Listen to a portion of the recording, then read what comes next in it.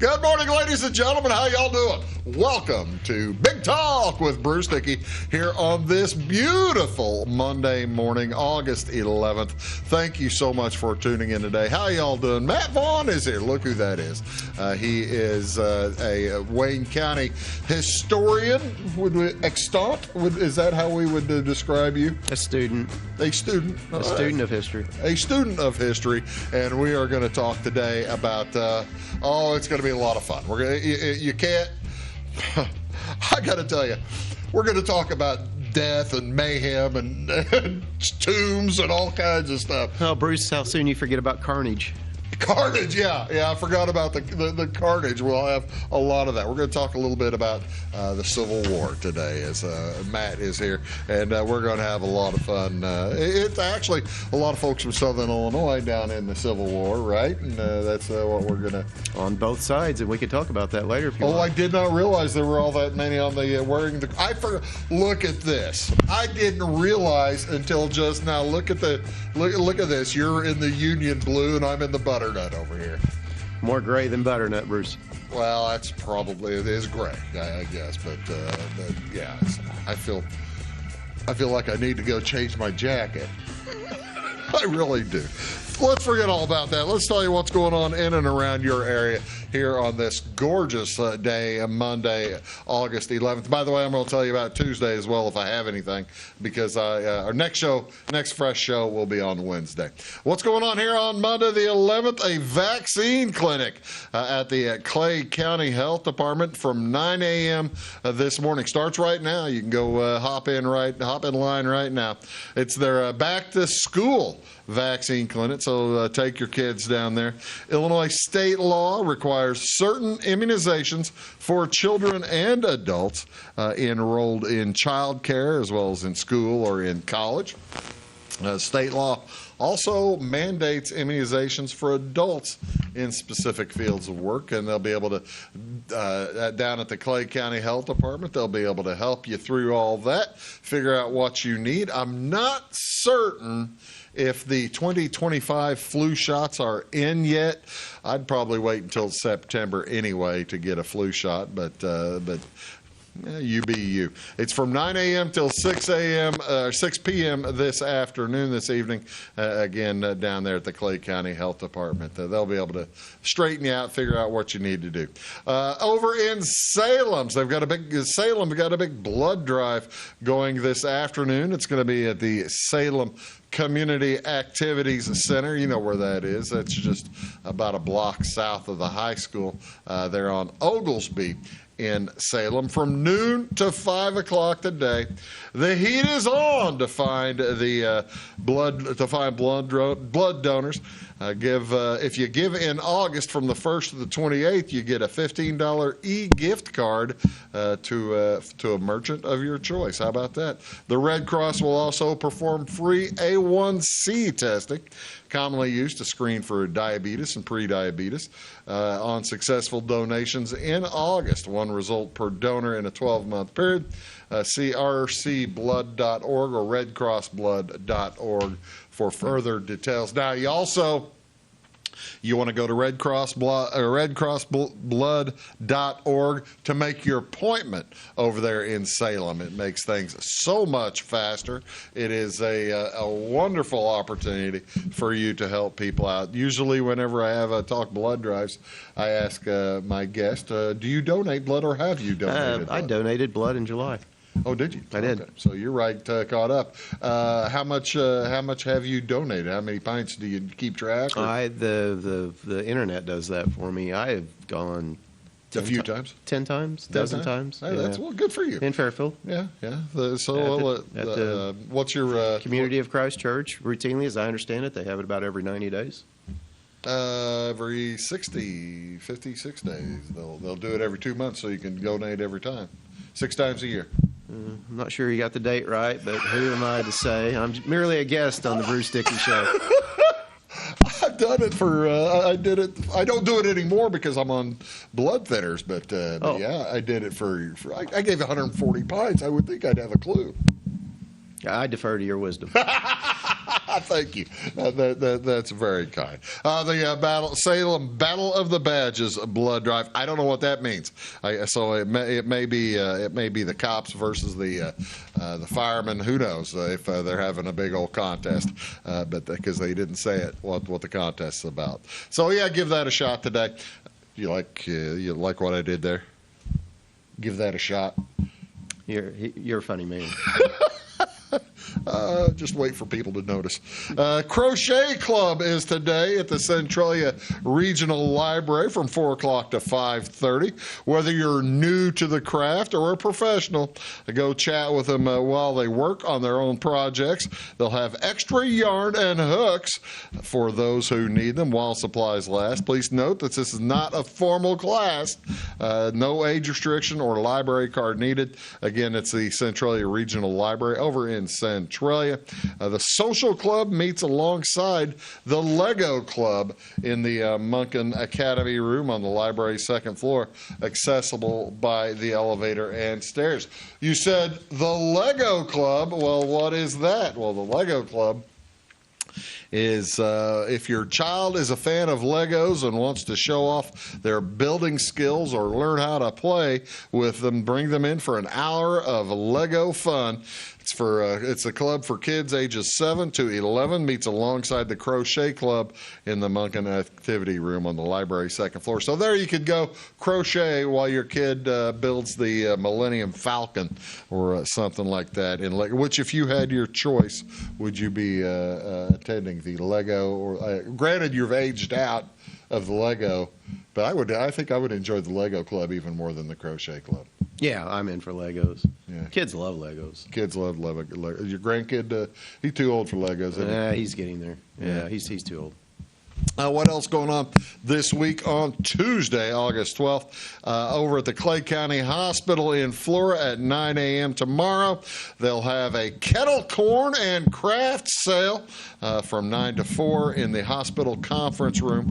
All proceeds go to the Clay County Hospital Auxiliary. So that at 9 o'clock on Tuesday. Also in Flora on Tuesday, school supply giveaway at 9 a.m. State Farm Insurance Agent Angie Borelli will have a school supply giveaway, and both actually on Tuesday, Wednesday, and Thursday. That's on Sycamore in Flora. You can't miss it. It's from 9 to 1 and 2 to 4 each day.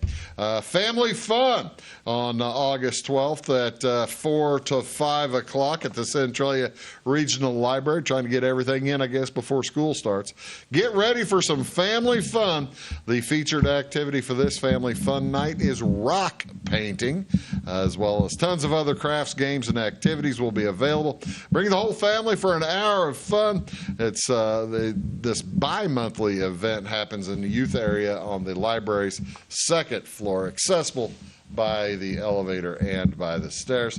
And also the Effingham Art Guild hosting their 29th annual show at the EPC, the Effingham Performance Center. It's tonight from 7 o'clock to 10 o'clock, and then they'll leave stuff up for about the next month if you want to go in and take a look.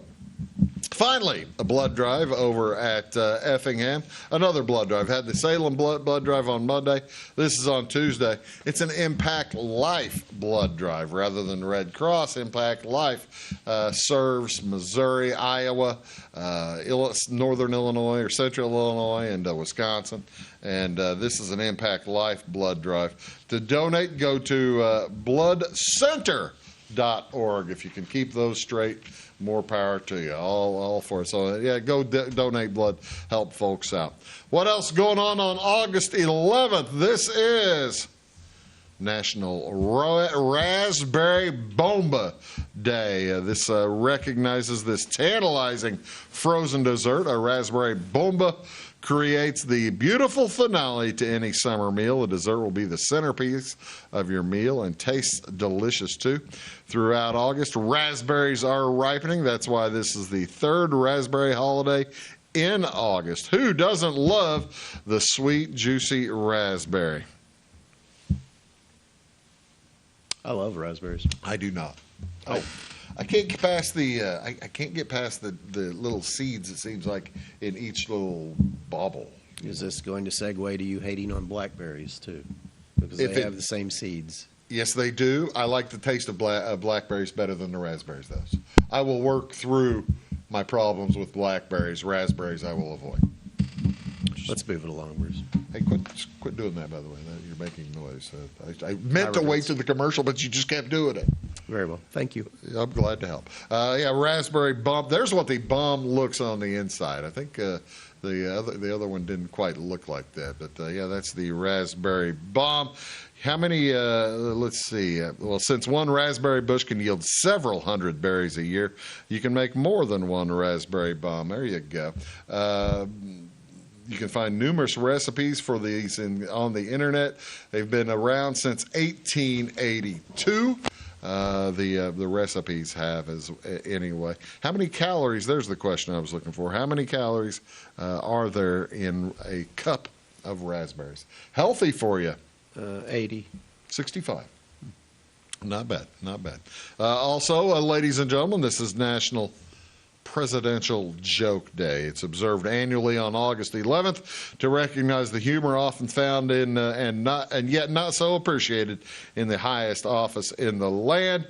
With a nod to folks' bloopers and blunders, some of the president's social missteps. There are different jokes. Actually, what day? Why do you think August 11th might be the date of Presidential Joke Day?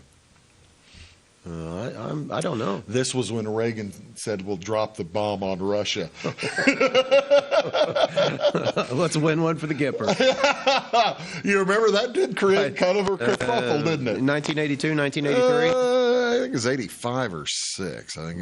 Let's see. I think that's first term, Bruce, but Was that first term? yeah. I don't know. Presidential Joke Day, August 11th, 1984. We were both close. During a sound check for his first term, during a sound check for his Saturday evening radio broadcast. Saturday morning radio broadcast. We grew up with that, Bruce. It would come on about noontime in our part of the world. Well, maybe where these people were listening, it was in the evening. Who knows? Because it was probably. But in the warm-up, he joked, "My fellow Americans, I'm pleased to tell you today that I've signed legislation that will outlaw Russia forever. Yeah. We begin bombing in 5 minutes." So, yeah, that was... The man could deliver a line, I'm telling you. Actually, it was pretty good. Very good. He rarely missed his cue. Yeah, he eventually, since 1982, the networks had agreed comments made during sound checks were off the record. However, someone leaked the recording to the general public in 84. Eventually, CBS broadcast the recording on its Monday evening report. Critics blasted Reagan as being unpresidential, and others considered the joke harmless under most circumstances. I would agree that that's pretty harmless. Looking back on it, it's in the harmless category. Yeah, looking back. Ladies and gentlemen, back then it caused quite the kerfuffle. Yeah, if you don't recall it, it was quite a bit of during a presidential election, for crying out loud, because that would have been when he beat who did he beat in '84? It was Walter Mondale. Beat Mondale. Yeah, it wasn't much of a election. Wasn't close. Wasn't close. What else going on August? Well, how about, since I mentioned 11th, how about the 12th as well? The 12th is National Middle Child Day. Each year on August 12th, this honors the in-between child of the family. Of course, larger families celebrate more than one middle child. Many believe the birth order might play a pivotal role in the personalities of children. For example, the middle child syndrome describes the firstborn as the leader or the role player, and the youngest one earns the title of the baby of the family. Therefore, the middle child's role remains undefined. No matter what the personality tests and therapists say, the day directs us to focus on the middle child and asks parents and siblings to pull out all the stops, make the middle-born family members feel special. On August 12th, recognize the sibling in the middle, as there are fewer middle children today than in years past because people are having smaller and smaller families. Did you, you and I are both children at the end. We're the babies of the family. Did you notice the middle children in your family needing the occasional pick-me-up from being unpaid attention to or something like that? No, Bruce, growing up on the farm is pick yourself up by your own bootstraps. Yourself? Okay. Well, I would agree with that. Yeah, in my family, it's kind of the same way, although we didn't grow up on the farm. It was actually, in mine, it was basically if you missed the dinner table, nobody was going to give you any sympathy. You had to be there on time. What do you want to see on television today, ladies and gentlemen? Major League Baseball, 6:40 tonight. It is the Pirates at the Brewers. That's Andrew Haney versus Freddie Peralta on Major League Baseball Network, channel 357. The Rockies are at the Cardinals tonight at 6:45. Anthony Molina, no relation to Yadier, is pitching against Miles Michaelis. That's on FanDuel channel 370. And finally, the Tigers at the White Sox at 6:40 tonight. It is Chris Paddock for the Tigers versus Jonathan Cannon for the White Sox, channel 353. This is Matt Vaughn. I'm Bruce Dickey. We're going to come back and talk about the Civil War and all kinds of stuff after this on Big Talk with Bruce Dickey. Back right after these. When you want an honest deal and hometown service without the runaround, go to Lamont Chevrolet Chrysler in Fairfield. Let Gabe McGahey, Sheldon Bunning, Jeff Black, Dennis Downs, Matthew Rogers, or Caleb Dunn score the best deal for you on your next new or pre-owned vehicle. Parts and service departments with factory-trained technicians and express lane and state-of-the-art tire and alignment technology. Lamont always inspects your battery, antifreeze, wipers, and tires for free. We want you prepared for the open road ahead. Open 24/7 at LeMansOnline.com. You'll like the way we do business.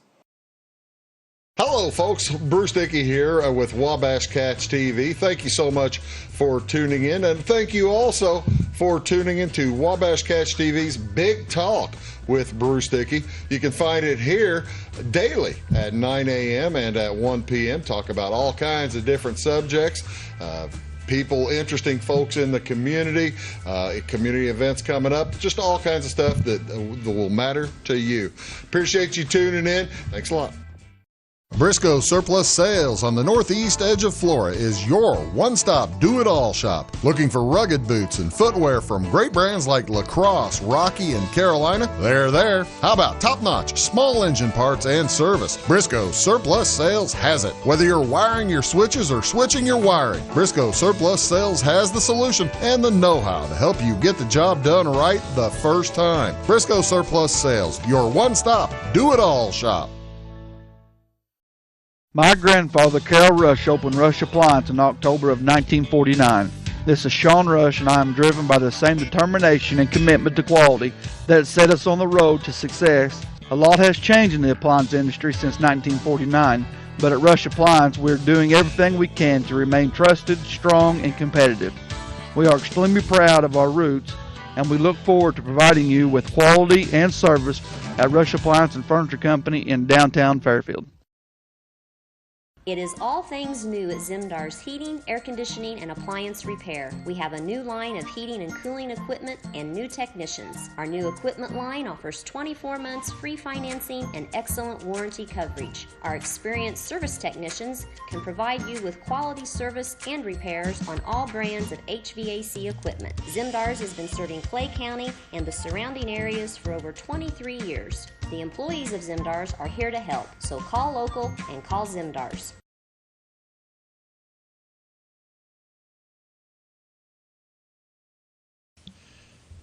Hello, ladies and gentlemen. Welcome back. Big Talk with Bruce Dickey here on Wabash Catch TV. Appreciate y'all tuning in today. My guest today is Matt Vaughn. He is a judge in Wayne County, but for the most part, you are, and you've been an attorney all your life, but for the most part, as a avocation, you have enjoyed thinking about and reading about and visiting Civil War battlefields, haven't you? American history, but Civil War in particular, Lincoln. And the topic today is the Battle of Shiloh. And by the way, thank you for having me on the show. Well, you're very welcome. I'm glad you're here, Matt. I hope I hope folks will, if not learn something today, have a lot of fun. Because I got to tell you, folks, it may seem antithetical, may not make a ton of sense to you, but visiting these battlefields is actually a lot of fun, isn't it? It is, and we're going to talk about that a bit more, but in particular Shiloh. Shiloh's unique. Shiloh is in the heart of what I would call Buford-Pusser country. Yeah. In fact, if you're familiar with the Walking Tall movies, this is that part of Tennessee where he would routinely go into Mississippi and bust heads and crack skulls, all for the betterment of law and order. I don't have the county in here, but I think he was right on the border, wasn't he? He was killed near Adamsville, which is on the map that is before us. He died in a car crash under mysterious circumstances. But the point being is, imagine in Wayne County, imagine a Civil War battlefield being thrown down in the Pond Creek area. That'd be basically what that is. This is Shiloh, and that's what makes Shiloh unique among Civil War battles, because there is no large metropolitan area near there that encroaches on the pristine nature of what's being preserved by the National Park Service at Shiloh Battlefield. It's very unique. Think about Gettysburg. There's growth there, not far from D.C. Vicksburg, siege lines, but also a town there. Same with Chickamauga, for instance, near Chattanooga. Near Tennessee. Chattanooga, just underneath it. And they encroach on this, but Shiloh has nothing like that. And there's nothing like walking at Shiloh near sundown, near what in Shiloh is in essence a national cemetery, not just in one particular spot, but there are the dead are everywhere to be found, and the National Park Service treats Shiloh, the entire field, as one large cemetery. As such, reenactors are not ordinarily allowed to bring their weaponry onto the battlefield. I did not realize because that. it's a huge cemetery. I guess that makes sense. Like, for instance, the reenactors at Gettysburg probably aren't allowed to take their weaponry into the National Cemetery, are they? Yes, I'm confident that is the regulation. But Shiloh, more than any other battlefield, has under the auspices of the National Park Service, is treated as one large cemetery. What got you? First of all, what got you into Civil War and in American history, or just something you're interested in? And then what got you into the Civil War and then Shiloh in particular? Well, just as a child, I would read books, and for some reason I had a fascination with it, and it's become a lifelong study. Now, as to Shiloh, why it matters, I don't have any ancestors to my knowledge at Shiloh. But what we do have is we have... What happened to John Wesley Vaughn? He signed up later in the summer of 1862. Okay, I'm just making sure. What makes Shiloh unique is for places like Wayne County and even Clay County, Hamilton County, White County, there are more casualties at Shiloh among local and regional troops than any other Civil War battlefield, and it's not even close. Really? Because our troops from our part of the world ordinarily fought in the Western Theater, but the large battle in the Western Theater is Chickamauga, even rivals Gettysburg in terms of casualties. Very few local troops, regional troops at Chickamauga. They were at Shiloh, and there were more casualties at Shiloh. Some 24,000 men fell or were captured at Shiloh. More casualties in Shiloh. A two-day battle, twice as many in Shiloh, Americans fell, than in the American Revolution for 6.5 years. In total, yeah. So we have a two-day battle, 4 hours from where we live in this part of the world. I can drive to Shiloh. I cannot drive to Normandy, all right? No. And the casualties at Shiloh for our local troops were absolutely horrendous. I would estimate in Wayne County alone, the casualty in terms of KIA, killed in action, I would peg it at 20 to 30. That includes not just Fairfield, but the entire county of Wayne County. And at the time, Wayne County probably a population of about 10,000 maybe or something? There were, according to the 1860 census, there were 12,000 folks in Wayne County. In Fairfield, there were 508 souls. In the 1860s, if you were in Fairfield, there are very few houses west of what is Huck's, west of what is First Street. It was a relatively small place. 12,000 folks in Wayne County. In particular, the Mount Airy area of Wayne County was hit very hard at Shiloh, perhaps approaching some 10 dead in that part of the world. And you can imagine, Mount Airy hasn't grown much since from 1860 to now. Can you imagine what that would be like to have 20 to 30 of your of young people dead? Gone, never coming back. They are your best and brightest of your community. Yeah. And I would argue that the effect of Shiloh on a place like Wayne County, we've never really recovered from that. It had to be an incredibly devastating thing because The other thing to keep in mind, a couple of things. One, the median age of a Civil War soldier was 18. 70% of Civil War soldiers, both North and South, were under the age of 23. These folks did not have kids for the most part. That's a generation. Yeah. And can you imagine in a place like Fairfield or Wayne County, we have about 16,000 people in Wayne County now. Back then, 12,000. Can you imagine losing overnight 20 to 30 of our best and brightest? Never to come back? That would be a rough... Yeah, no, I can't. That would be. I mean, I mean, Wayne County will lose, just like all counties around here, will lose 20 or 30 kids a class going to elsewhere or moving off, or more than that. But they're still alive and can come back. Mm-hmm. And the other thing to keep in mind is the War Department, and most historians agree on this. The War Department concealed the actual dead from a Civil War battle. Oh, really? In other words, when you look to the wounded, it was common for someone who was wounded, for instance, at Shiloh, to die 30 days later, to die 2 weeks later because infection sets in. There's nothing they can do about it. They weren't killed. They weren't killed at the time. That person will be listed as a wounded person. And not only that, if you were wounded at a place like Shiloh, you were out for the rest of the war. There was no recovery.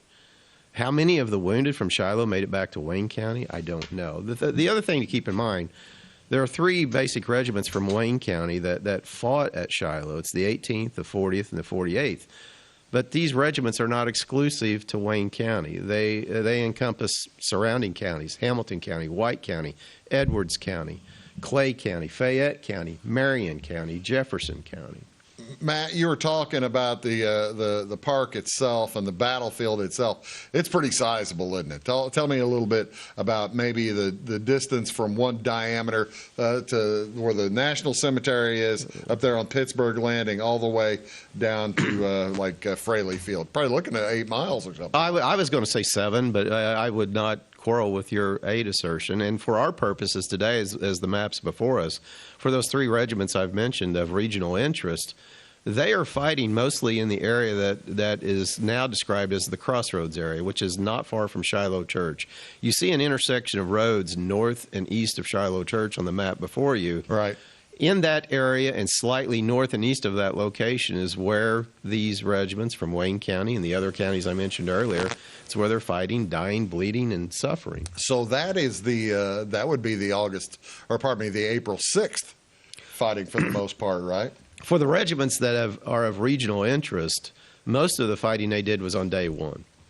Very, very, very little fighting in terms of day 2. That was mostly taken up by a different army that arrived that night to rescue Grant's army, which is a different story in and of itself. Well, we'll get into that a little bit, and before we do get deeper into the weeds in Shiloh, tell the folks what the reaction throughout the country was to this battle.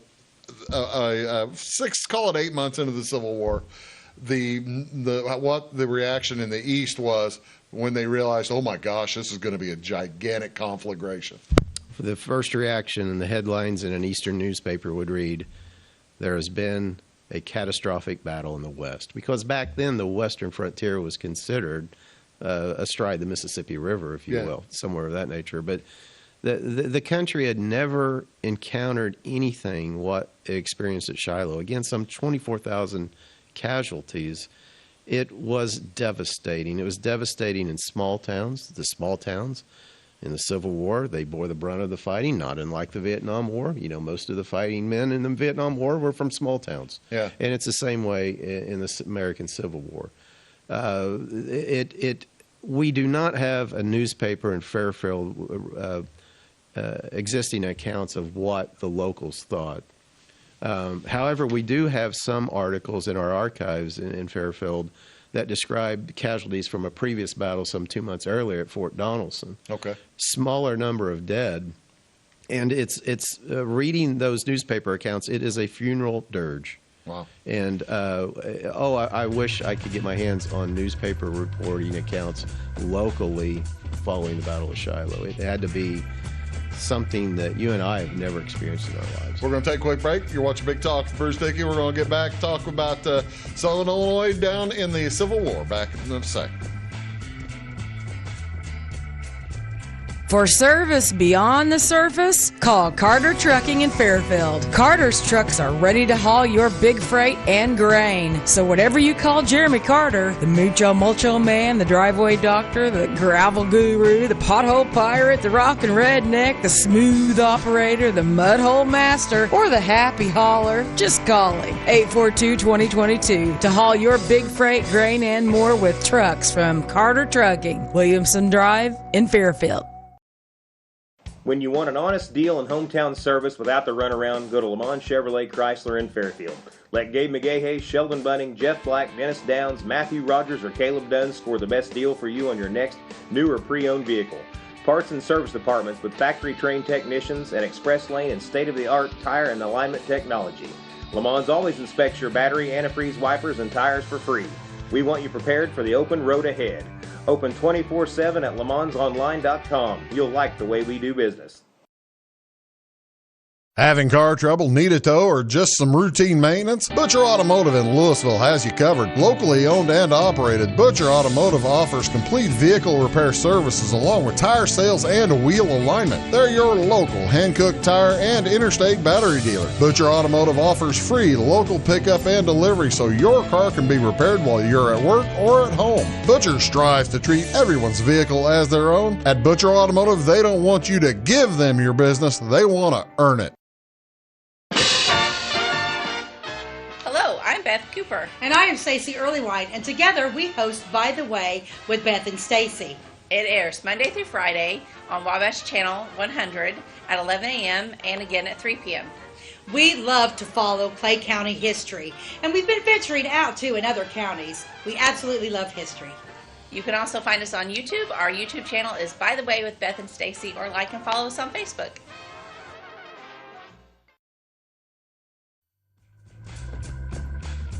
Hey folks, welcome back. Big Talk with Bruce Dickey here on Wabash Cash TV. Talking here with Matt Vaughn. I'm going to show a couple pictures here and let Matt tell me a little bit about what we're seeing.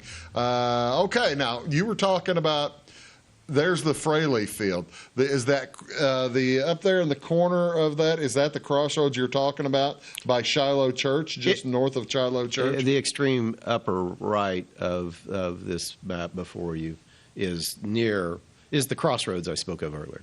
Yeah, and this is actually where fighting started on April 6th, right? Dawn's early light. That's one of the fascinating things about Shiloh. They really didn't intend to fight this day, right? No, they intended to fight 2 days earlier, but the rebels, the rebel army in place was incredibly raw and incredibly green, and it only gathered in nearby Corinth, Mississippi in the immediate week or so prior to the battle. Give you kind of an idea how far Corinth is right there, about 10 or 12 miles from Shiloh. And these are troops that are not trained, they're not disciplined, and they are raw recruits, and they're basically sent with 2 days' rations and told to march in a certain direction and be ready to hit the Yankees. They were not prepared, and rains ensued, mud. It took forever for the rebel army to get to the battlefield. Okay, as you see, they run into Powell there, but I mean it's also Sherman, and this is going to change. That's the other fascinating thing about Shiloh. Ground changes numerous times throughout the 2 days. It does. The Yankee high command was caught completely off guard at the time of the battle. Right. They did not realize the rebels were that close. Some of the field commanders on the ground sensed something was amiss, and you see the POW patrol in the previous map. And so your typical unit, it is a myth, and it was reported in a number of northern newspapers that all of the Yankee troops were caught off guard and surprised. That is a myth. The folks on the ground could hear the rebels coming, could hear the rebel artillery begin, and hear the rebel musketry. A lot of the northern newspapers reported there were Union troops bayoneted in the tents, caught by surprise. Yeah, that's not true. That's a myth.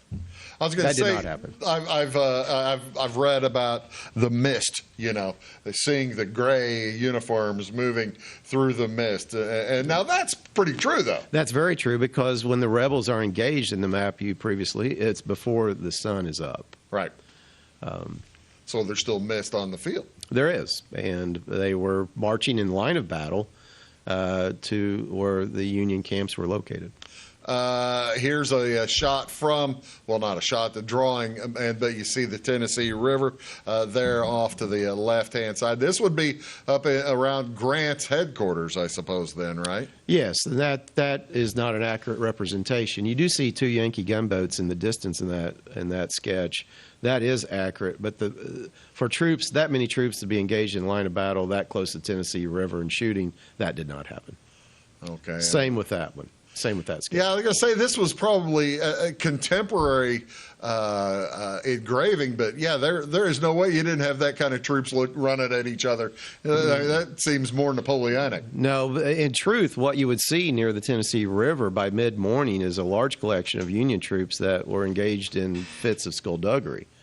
The Yankee troops also were green, untrained, and raw, and a number fled back to the river. Grant, in his memoirs, estimates the number of troops out of a 40,000-man army. Some 3,000 to 4,000 men had fled back to the river, cowering beneath the hiding bluff. under the cliffs. That's the bluffs. That's 10% of your fighting force.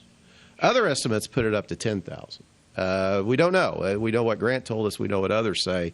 My guess is it's somewhere in between. And so a large number of your forces being rookie troops, they fled because they were not combat veterans. The 18th Illinois that I mentioned earlier had witnessed combat before at the Fort Donelson battle. The 40th and 48th, also from our region, were relatively raw as well.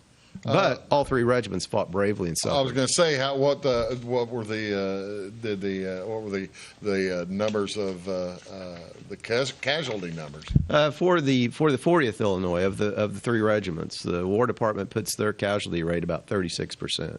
For the 48th, number of Clay County soldiers in the 48th, and Marion County, I might add as well. Their casualty, some accounts put their casualty rates at 50%. I would guess their number is probably in truth closer to the 36% of the 40th. As to the 18th Illinois, their casualty rate was about 25% or 22%. And they were mainly down there by Shiloh Church, all 3 of them, right? All 3 of these troops were basically fighting a rearguard action beginning at the crossroads area, falling back in a fighting retreat towards Pittsburgh Landing, which is also on the map. And the reason I bring this map up is what we're going to talk about here in just a little bit. I thought it was on this, but maybe it's not. Oh, yeah, you do. You see, right above that corner that we're talking about on the Hartsburg-Purdy Road, you see Confederate burial trench, Confederate burial trench. We're going to come back and give you a real interesting story about somebody involved in those trenches, right? With local ties. With local ties. With local ties. You're watching Big Talk with Bruce Dickey here on Wabash Catch TV. Matt Vaughn telling stories. Back after this.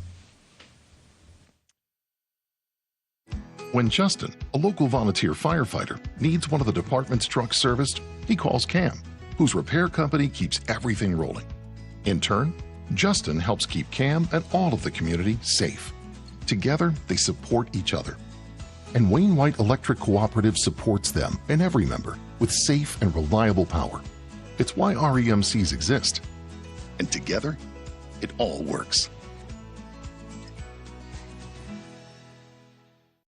Residents of the Clay County and surrounding area have relied on Clay County State Bank for sound professional service for over 100 years. With convenient lobby and drive-up hours, we are ready to serve you Monday through Saturday. We appreciate all who bank with us, and we look forward to the opportunity of working with anyone who is looking for a community bank to help with their financial needs. Give us a call at 665-3314, visit us online, or stop by and see us on the square in Louisville to experience our friendly personal service. When you want an honest deal and hometown service without the runaround, go to Lamont Chevrolet Chrysler in Fairfield. Let Gabe McGahey, Sheldon Bunning, Jeff Black, Dennis Downs, Matthew Rogers, or Caleb Dunn score the best deal for you on your next new or pre-owned vehicle. Parts and service departments with factory-trained technicians and express lane and state-of-the-art tire and alignment technology. Lamont's always inspects your battery, antifreeze, wipers, and tires for free. We want you prepared for the open road ahead. Open 24/7 at LaMonsOnline.com. You'll like the way we do business. I thought I'd lost my business in that fire, but my agent was there before the flames were out. He said, together, we're going to rebuild. Our employees depended on it. My independent agent and auto owners made sure we didn't skip a beat. I mean, we didn't miss a single payroll. For whatever lies ahead, we're always there. Auto Owners Insurance. North Wayne Insurance Agency in Flora is your local independent auto owners insurance agency.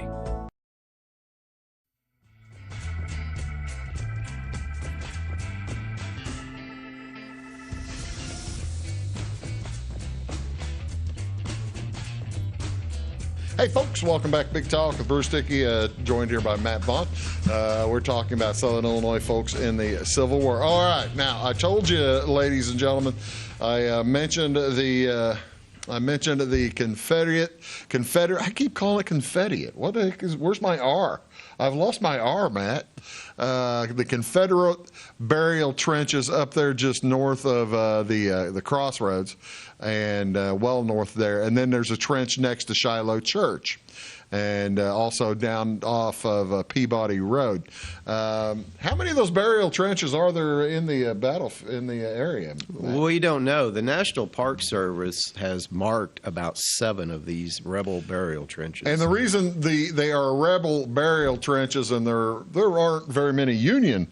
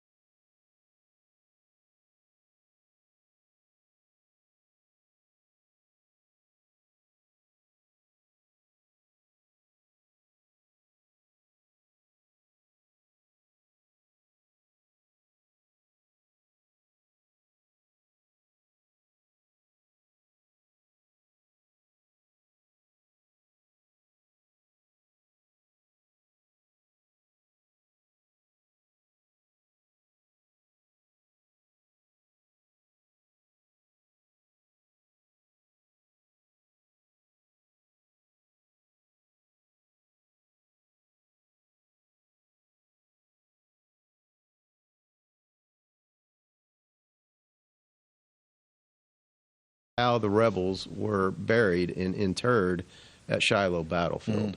Now, this may not matter to some folks, but if you are a descendant of a rebel who was killed on April 6 or April 7, 1862 at Shiloh battlefield, you would like to know what became of your loved ones, because these bodies still remain there as part of the cemetery I mentioned earlier. Sure. The whole battlefield being a cemetery. And in this account, there are details from Lieutenant Moreland as to basically he reports that he does the best that he can to cover up these rebels in a hasty process.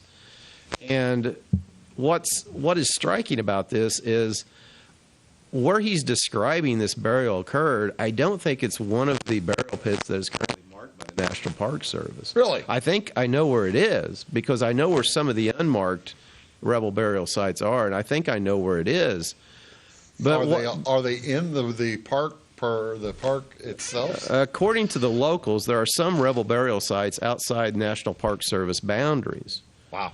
But what makes this interesting when you read this, these are his individuals who had been his countrymen a year before, fellow citizens of the United States. Still are, actually, but they're in...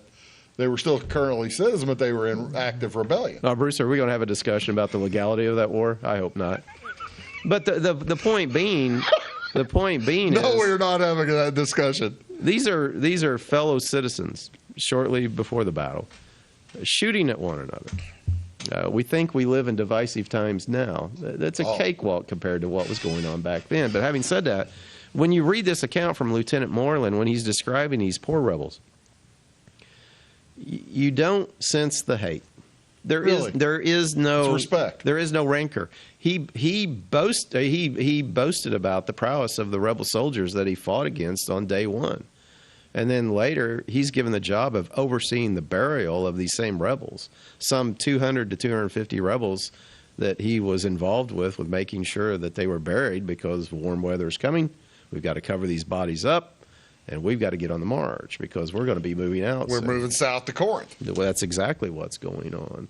And there is just not the sense of rancor or anger towards his erstwhile countrymen. And it's a moving account. And again, if you've ever walked this battlefield at sundown, you've been near one of these rebel burial pits, marked or unmarked. Which you and I both have. We've done that. It is a moving experience. It is something else. It is a moving experience, and to stumble across this letter in our archives 2 or 3 years ago to realize someone from my hometown personally oversaw this operation and had suffered at the battle. And at one point in the same letter, he mentions that the 7 men who were killed in his company all died within 20 feet of one another. No kidding. No kidding. And when you read this letter, it is something to be treasured because we just do not have a lot of information about how the rebels were buried. So he wrote that to his wife. Did he survive the war? He did. He attained the age of, he became a captain in the war, later on in the war. He retired to Fairfield. He died in 1870-something. His obituary appears in the Wayne County Press. Huh. Will you allow me to read a passage from it? Go ahead. All right. What struck me is that he died in 1887. I misspoke. He was 60 years old when he died. Thank you. And the Wayne County Press attributed his death to the following. Quote, his death was probably hastened by nervous prostration brought on by overwork in the settlement of affairs in connection with a railroad contract in Iowa, from which place he had just returned, unquote. Now, come on, Wayne County Press. Come on, Wayne County Press. You're better than that. This is a guy who had died 1,000 deaths on the Battle of Shiloh, who, again, 7 of his comrades fell within 20 feet of one another. And then he's given the job of overseeing the burying the dead, the rebel dead. And the Wayne County Press is saying he died because of a business deal gone bad instead of a railroad contract. A railroad contract. Now, come on. There wasn't like Edward Stanton or Abraham Lincoln were fighting the railroad contract right there. Yeah, I mean, maybe that's what they wanted to believe, but. I love otherwise it's an outstanding obituary. The last line is, quote, the bereaved ones have the sympathy of the entire community. And that just sums it all up because in that same obituary is the same wife who he wrote the letter to. There you go. That's fantastic. You're watching Big Talk. Come back, wrap things up here with Matt Vaughn right after these on Wabash Catch TV. Big Talk with Bruce Dickey. Back in a sec. This is Christy, inviting you to wrap yourself in lasting luxury at Carnaby Square. We specialize in one-on-one customer service, high quality, head-turning, on-trend fashions, footwear, accessories, and a complete line of Brighton leather goods and jewelry. If you want to nix fast fashion and invest in a true-to-size, ethically manufactured wardrobe that you'll wear for years, it's time to treat yourself at Carnaby Square in downtown Fairfield. Briscoe Surplus Sales on the northeast edge of Flora is your one-stop do-it-all shop. Looking for rugged boots and footwear from great brands like Lacrosse, Rocky, and Carolina? They're there. How about top-notch small engine parts and service? Briscoe Surplus Sales has it. Whether you're wiring your switches or switching your wiring, Briscoe Surplus Sales has the solution and the know-how to help you get the job done right the first time. Briscoe Surplus Sales, your one-stop do-it-all shop. At Clay City Banking Company, we're all on the same team, regardless of zip code. At home, work, school, or across the country, you can be part of our team with our cutting-edge mobile banking products. From your hand, you can check balances, transfer money, make deposits, and pay bills. Looking for a loan? We've got you covered with our mortgage, agriculture, commercial, and consumer loans. Join our team today. Clay City, Flora, Louisville, and Fairfield Banking Companies. We're the hometown banks, member FDIC, and equal housing lender. When you want an honest deal and hometown service without the runaround, go to Lamont Chevrolet Chrysler in Fairfield. Let Gabe McGahey, Sheldon Bunning, Jeff Black, Dennis Downs, Matthew Rogers, or Caleb Dunn score the best deal for you on your next new or pre-owned vehicle. Parts and service departments with factory-trained technicians and express lane and state-of-the-art tire and alignment technology. Le Mans always inspects your battery, antifreeze, wipers, and tires for free. We want you prepared for the open road ahead. Open 24/7 at lemansonline.com. You'll like the way we do business.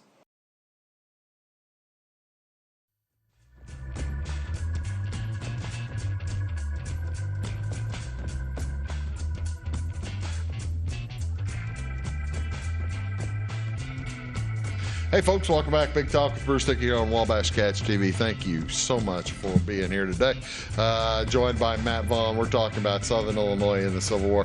You know, the fascinating thing is we haven't even gotten to the denouement of Shiloh, and we better get to that before I let you out of here.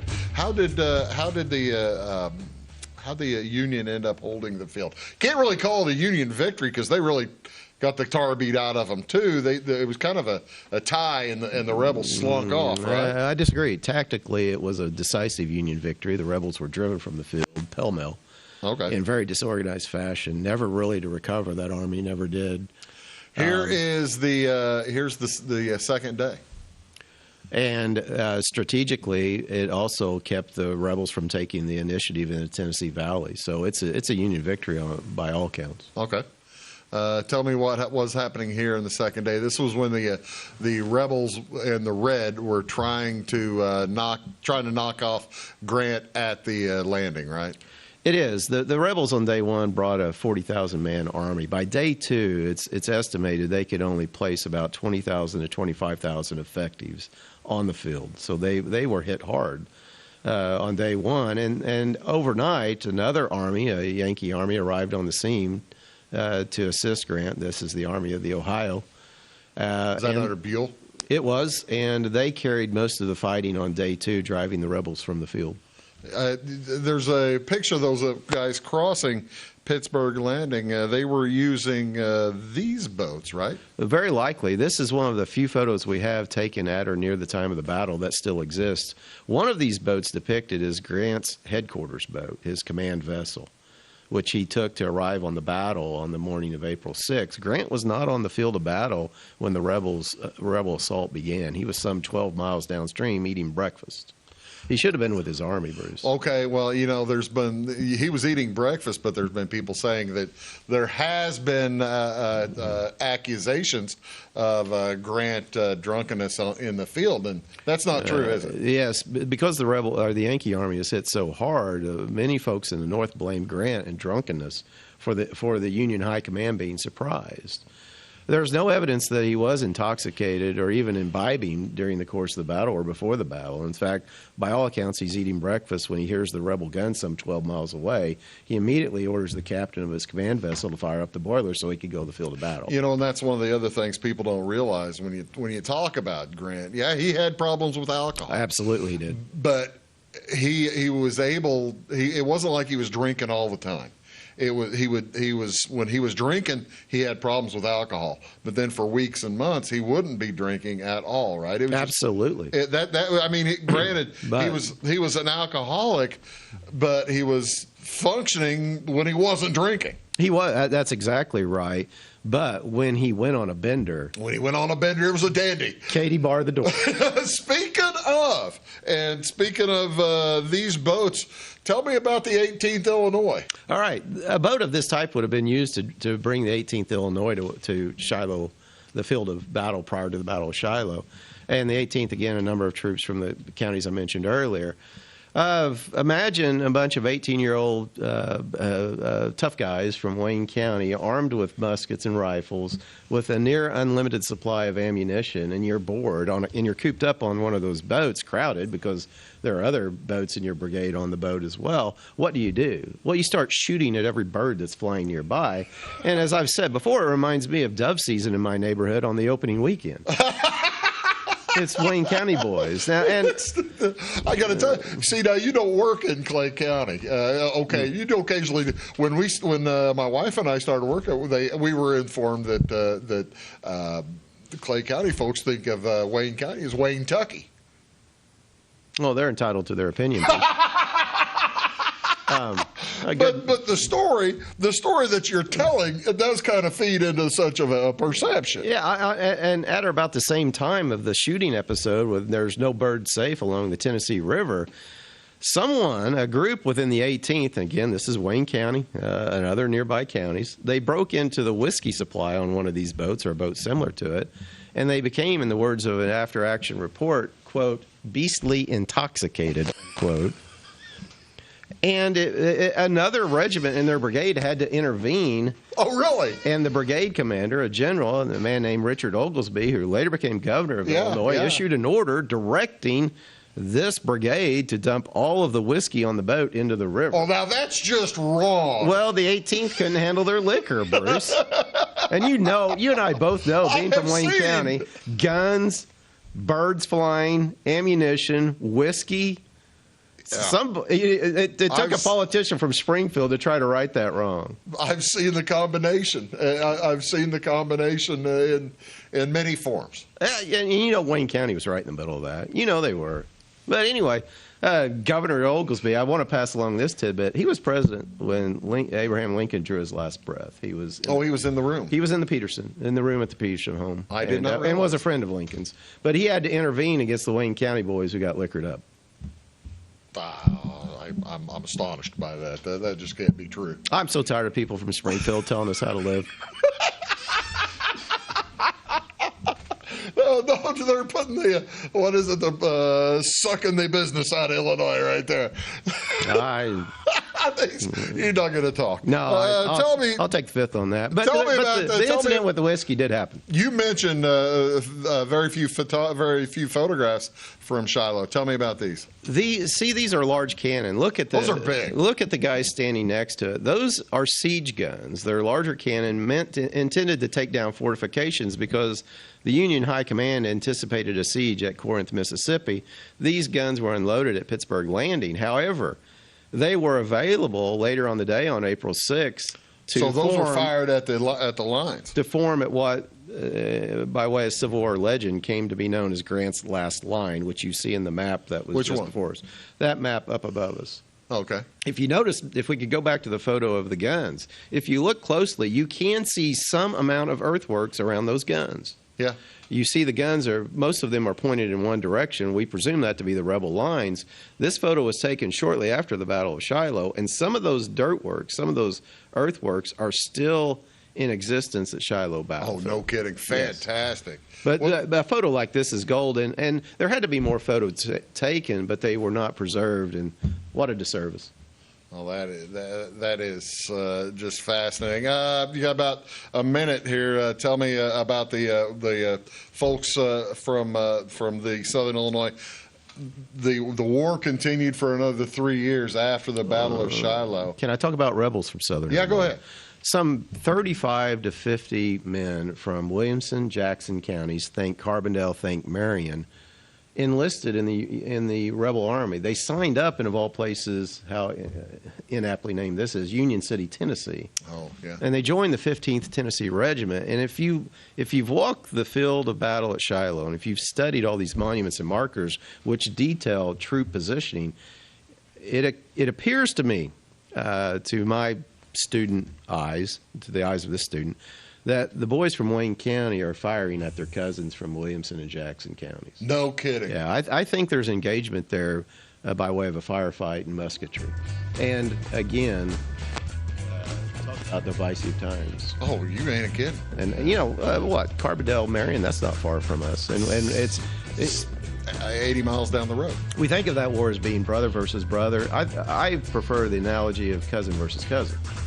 I think that's a better way of putting it. And what a tragedy that this has happened. And Wayne County suffered, as did the region. Matt, thank you very much. Folks, thank you so much for tuning in. Fascinating day. Great.